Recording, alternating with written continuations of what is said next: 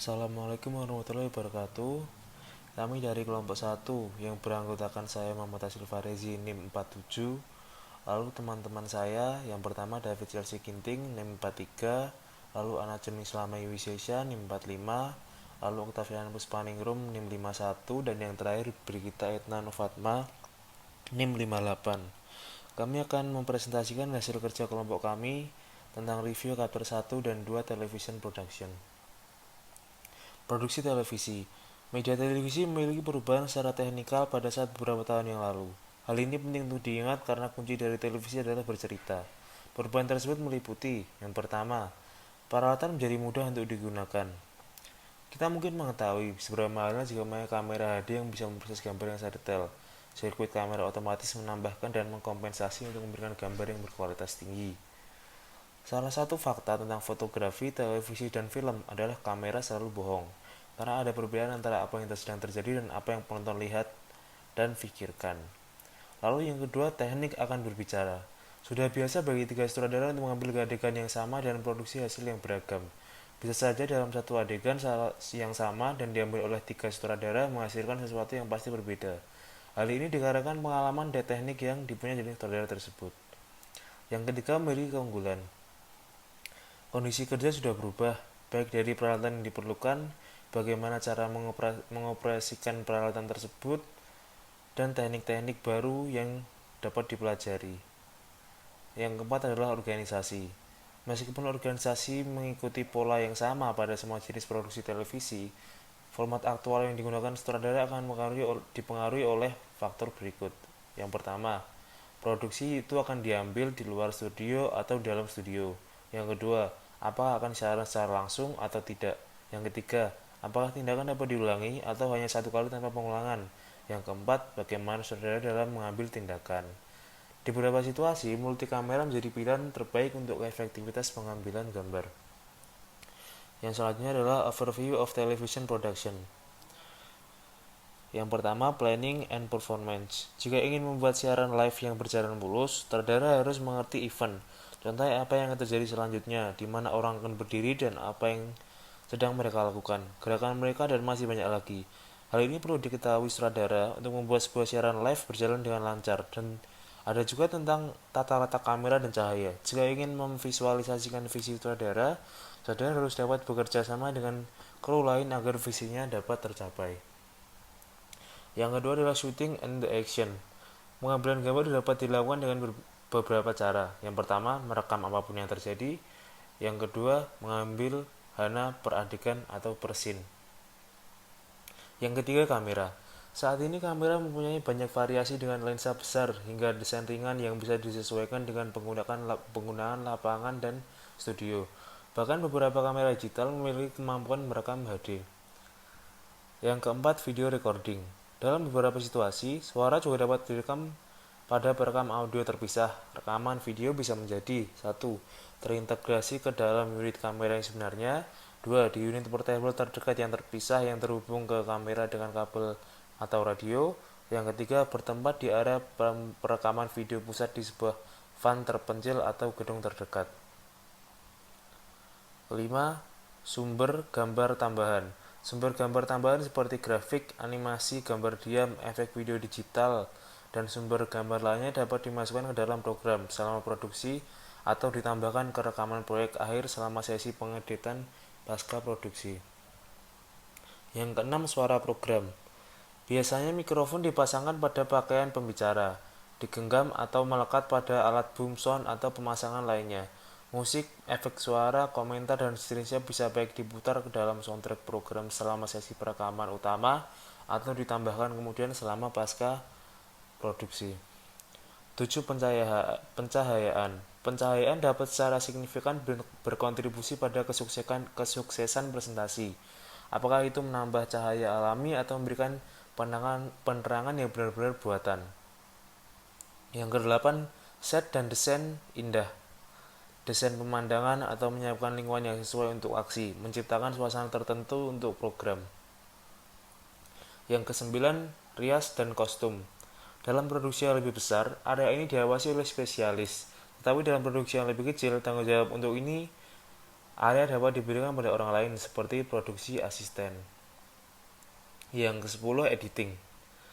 Ada dua bentuk pengeditan. Yang pertama, pengeditan langsung terjadi selama kinerja aktual, direktur teknis atau vision mixer, memotong atau mencampurkan antara sumber video, dan lain-lain. Yang kedua, pengeditan pasca produksi terjadi setelah semua materi program diproduksi atau telah dikompilasi.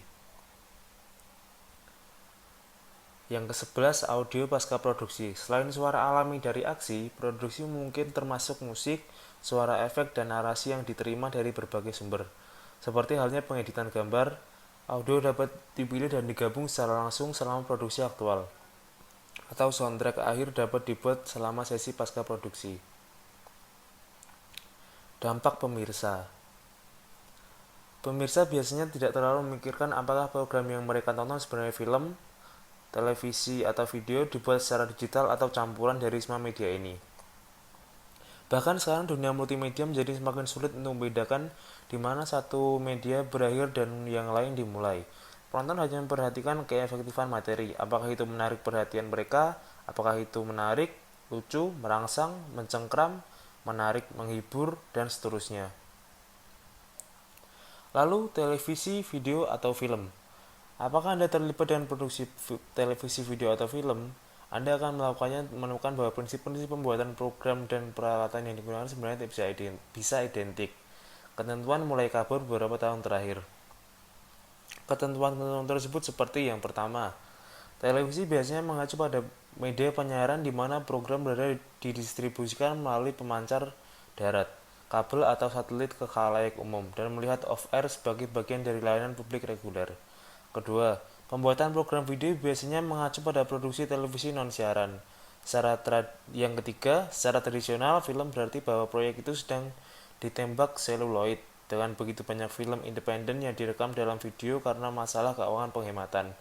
Istilah film tampaknya menyampaikan bahwa itu akan ditampilkan pada layar besar. Organisasi televisi. Umumnya organisasi televisi satu-satunya organisasi yang dapat menyiarkan program televisi adalah jaringan atau stasiun. Stasiun umumnya terbatas pada kota atau wilayah dan jaringan. Mereka biasanya terbatas pada wilayah negara, tetapi mungkin mencakup seluruh negeri. Kabel dan transmisi satelit mulai mengubah cakupan batas dengan memperluas cakupan luar cakupan biasa mereka, bahkan ke negara-negara lain. Peralatan selalu berubah. Peralatan yang digunakan untuk program televisi atau video jatuh ke dalam 3 kategori berikut. Yang pertama, peralatan konsumen. Peralatan konsumen dimaksudkan untuk hobi atau penggunaan keluarga. Biasanya sangat mudah digunakan. Peralatan ini dirancang untuk digunakan sewaktu-waktu atau ringan, dan harganya cenderung mahal. Yang kedua, peralatan prosumer. Kadang-kadang dikenal sebagai peralatan industri, merupakan sedikit lebih berat dan kadang-kadang menggunakan beberapa fitur profesional.